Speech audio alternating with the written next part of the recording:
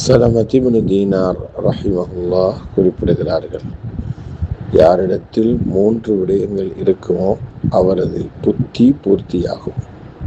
முதலாவது, தன்னை யாரென்று அறிந்தவர். 2, தனது நாவை பாதுகாத்துக் கொண்டவர். 3வது, அல்லாஹ் கொடுக்கும் ரிஸ்கை போதுமென்று கருதியவர். மின்ஹாஜுல் காசிதீன் என்ற நூலில் பதிவாகிறது. கவனிக்கத்தக்க விடயம், இந்த 3 விடயங்களும் மனிதனில் ஏற்படுவது ரொம்ப சிரமமானது. தன்னை விளங்காதவர்களே அதிகமாக இருக்கிறார்கள். நாவை பாதுகாப்பது என்பது அதைவிடவும் பயங்கரமானது. அல்லாஹ் தருகிற ரிஸ்கில் போதுமை காணுவது என்பதை விட போதாது என்று சொல்பவர்களே அதிகம் இருக்கிறார்கள். இது புத்தியின் குறைபாடு என்றே தோன்றுகிறது. ஹஜ்ரத் ரசூலுல்லாஹி ஸல்லல்லாஹு அலைஹி வஸல்லம் அவர்கள் சொன்னார்கள், மனிதர்களை விட்டும் தேவையற்றிருங்கள். அது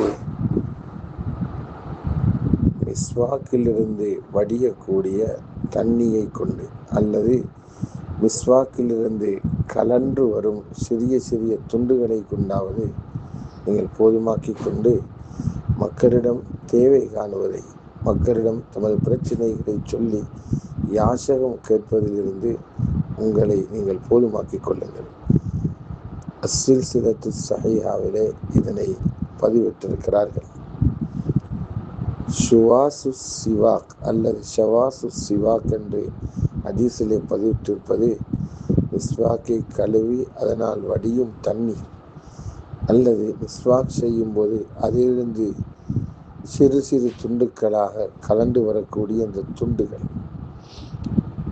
இந்த ஹதீஸின் கருத்து என்னவென்றால், உங்களுடைய பசியை அடக்கிக் கொள்வதற்கு மிக குறைந்த மட்டத்தில் ஏதாவது கிடைத்தாலும் அதை கொண்டு போதுமாக்கிக் கொள்ளுங்கள்.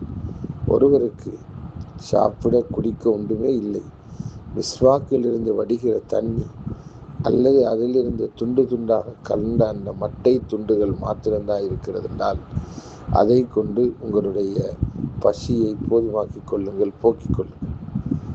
மக்களிடம் தேவை காணுவதிலிருந்து தன்னை வற்புறுத்தியாவது தேவை காணாமல் இருந்து கொள்ளுங்கள். மக்களிடத்தில் இருக்கக்கூடியவைகள் நமக்கும் வர வேண்டும் என்ற அந்த பேராசையை தடுத்து கொள்ளுங்கள்.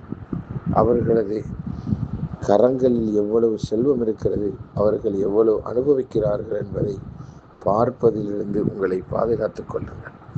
ஃபைதுல் கதீர் என்ற நூலில் இந்த ஹதீஸ் இவ்வாறு தெளிவுபடுத்தப்பட்டிருக்கிறது.